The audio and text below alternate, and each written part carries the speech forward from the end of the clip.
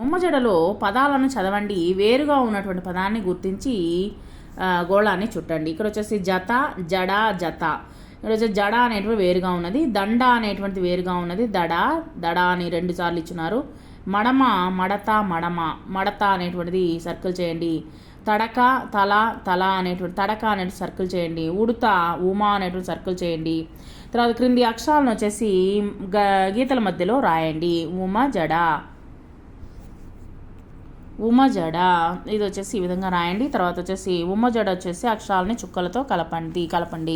తర్వాత క్రింది గళ్ళలోని అక్షరాలను పదాలను తయారు చేయండి. కొన్ని పదాలు నేను తయారు చేస్తున్నాను. కలప, పనస, రగడ, ఈక, ఊట, వస, నస, ఊయల, సంత, దండ, జడ, కల, ఊడ, లత, తడ.